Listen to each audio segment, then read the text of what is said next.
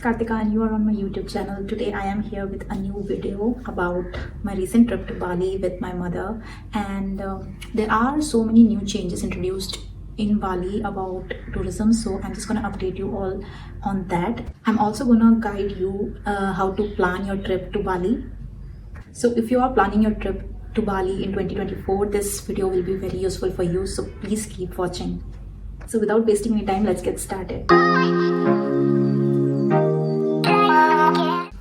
So the first thing that everyone wants to know is when is the best time to visit Bali. So I would say it is around Feb and January, but usually the peak season of visiting Bali is around April to October. So mostly tourists visit at that time, and it is going to be really costly at that time. But I visited Bali in Feb 2024, so the weather wise it was like really good. It was a little bit rainy, but it was like manageable rainy, and the cost of each and everything in Bali was pretty decent, not too much, and I loved that about it.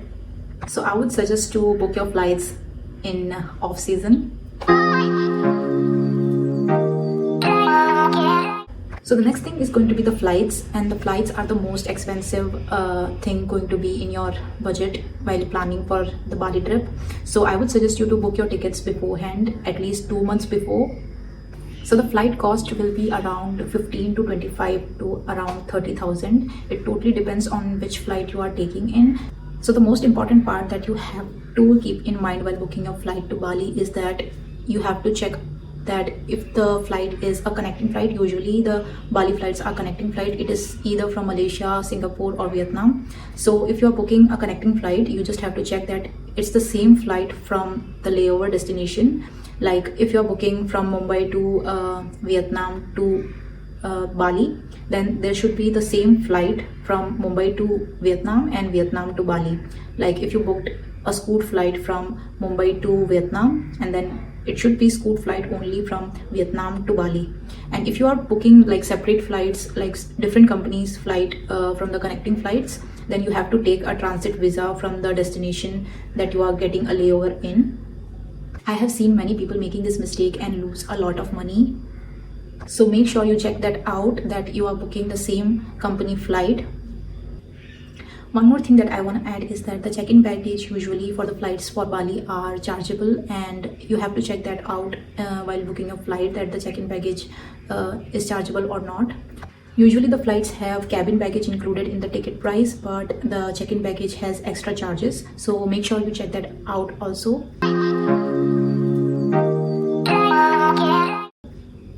Next is going to be the currency. The currency used in Bali is Indonesian rupiah, and usually it is really hard to manage the Indonesian rupees because it's like a very high denomination. So it's like lakhs and crores. So I would suggest to take some dollars from your home country and exchange it later at the airport or in the city in Bali. So you will get better exchange rates in the city in compared to the Bali airport. In the Bali airport it is like very costly, so I would suggest you to exchange your money in the city at a very reliable bank. So there are few scams also being done in Bali, so please make sure you just are going to a safe bank to exchange your money. You should also keep one forex card with you just to keep on the safe side. If you are like needing for any online transaction, you can do it with the forex card. And you also should keep one debit card with you. You can just turn on the international transaction on your debit card and use that. So I kept my Neo Global card with me while traveling to Bali, and it was very helpful for the online transaction. I used the Grab app there, so it was very convenient to use with this Neo Global card. Also, there is no markup fee in Neo Global, so it is a very convenient card to use while going to Bali.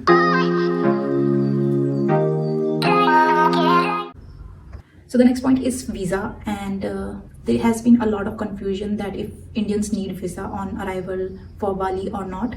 Yes, you need visa on arrival to actually enter Bali, and this is going to cost you around $35. And now from February 2024, they have also added $10 extra for tourist tax, and you have to take that also with you while going to Bali.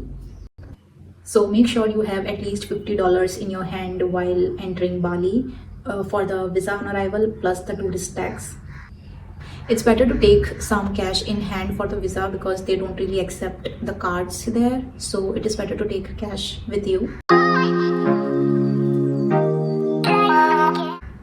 Next is going to be the SIM, and you can book the SIM beforehand from the website called Klook, and you can book it before, like 30 days before, or even just a day before going to Bali, and the SIM can be delivered to you at the airport from the Klook website if you book it.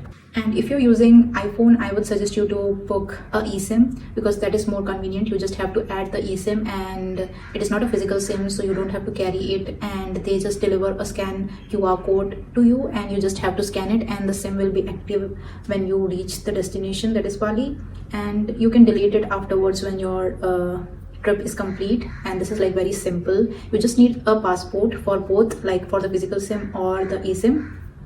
The cost for the eSIM was about 1000 rupees for like 18 GB data and the SIM, and this was like very convenient. The 18 GB data didn't even complete while I was in Bali for like a week. It was like a lot for me. I would suggest you to buy a SIM of the company Smart Friend. That is what I used, and this was like very convenient. I got the coverage in every area of Bali, and also I got the coverage in Nusa Penida, which is like an island, separate island, but mostly the SIM doesn't work there. But Smart Friend had some range over the city area of Nusa Penida, so I would suggest to buy that SIM.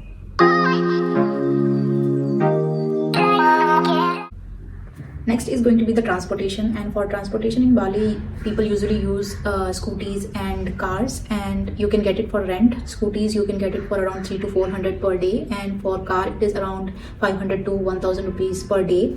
So you can either choose car or scooty as your convenience. Because I was with my mom and I had safety concerns, so I just booked a private taxi, and we just roam around the whole area with that private taxi for like about 4 to 5 days, and yeah, that is how I traveled. I'm going to put all the information in the description box below, so make sure you check that out. All the links of and all the details of the Bali trip I'm going to mention in the description box, and also the driver details I'm going to mention in the description box, so make sure you check that out. For island hopping, you can use ferries, and you can book the ferries through Klook app again, and also get your guide. These are the two websites that you can use to book your ferries to go to Nusa Penida Island or Gili Island in Bali.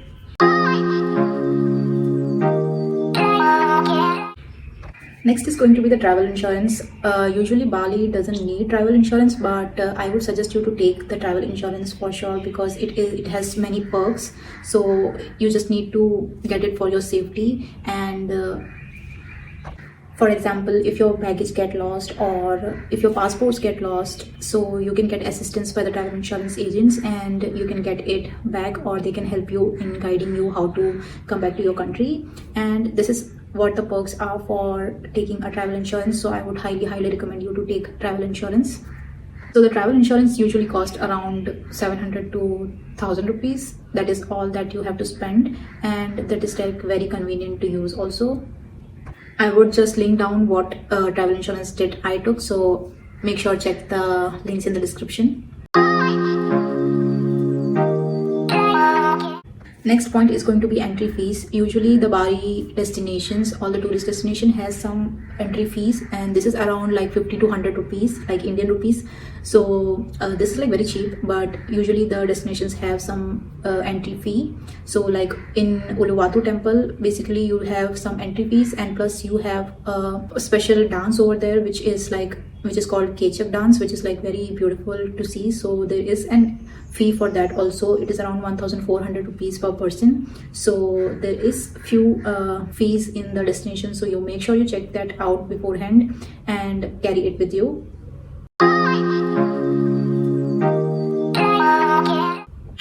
The next point is stays, and stays is only thing in Bali which is like very cheap, and you can get many stays like Airbnb, hotels and villas. So we booked a hotel and 2 days in a villa, 3 days in a hotel, 2 days in a villa. Because I was with my mother, I couldn't book Airbnb because it is like very hectic to just arrange all the things, and it is going to be very hectic. So I just booked the hotel and a villa. I'm going to mention the names of the villa and the hotel in the description box, so you can check that out. Usually the Airbnb in Bali is super cheap and very luxurious, so I would suggest you to book some Airbnbs beforehand if you're going to go to Bali. Next is going to be food, and food in Bali is I would say it is very difficult to find vegetarian food. Usually the vegetarian food includes like a curry if you are going for the Indian, but also if you are going for Indonesian food, they have their nasi goreng, which is like a fried rice dish. And for Indian food there are specific restaurants available, but they are costly. By the way, they are really costly, so make sure you take some theplas and little bit items with you. So my mother is like very picky for her dishes and she only like Indian food, so I had to buy a lot of Indian food while I was in trip in Bali, but it was like very costly for me, and most of our expenses went to the food and the flight instead of any other things. So yeah, food is costly in Bali if you're choosing Indian food. So if you are okay with eating Indonesian food, then it is like really cheap. The Indonesian food especially, it is very cheap.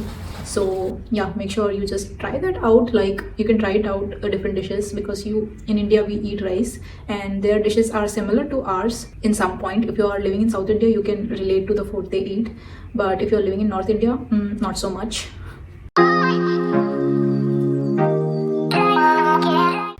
Now the last and most important things you need to be aware of. The first point in this is going to be the flights.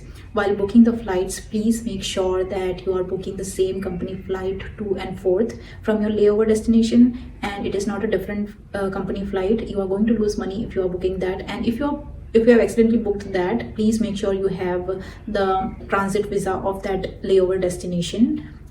Like if you're staying in Singapore for like 2 to 4 hours, please make sure you have the transit visa of that destination, like in Singapore. And because you have to just get out of the airport and check in back again if you have a different flight. That is why the transit visa is required. Next point you have to make sure you be aware of is that not taking out your camera while going for the visa or the customs in Bali airport. They are very strict about it. They are going to snatch your phone and going to charge you extra for that, so make sure you don't take your camera out. Third is something my driver told me, that Bali is generally very safe for tourists, but if you're someone like who is like showing off a lot, like gold jewelry etc., or very expensive bags and stuff, clothes and stuff, then you can be a victim of getting robbed.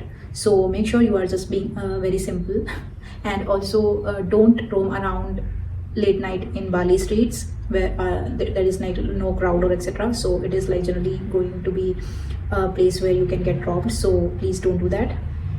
Next point to keep in mind is that please respect people's time. So most of the drivers in Bali were complaining about Indian people being very late. Like if they told them to get ready by 7, they are getting ready like about 9 to 10 a.m. This is like very unprofessional and very disrespectful for them. So please make sure you just respect the people's time and be ready at time. If they have given you some time to get ready, please make sure you are ready by that time or beforehand. It is like very important. So that was it for the video. I hope this guide will help you to plan your Bali trip. And yeah, if you have any questions, you can put it down in the comment section below. Make sure you check out my Bali vlogs too. They are like super fun. So yeah, also subscribe to this channel, and yeah, I'll see you next time in the next video. Bye bye.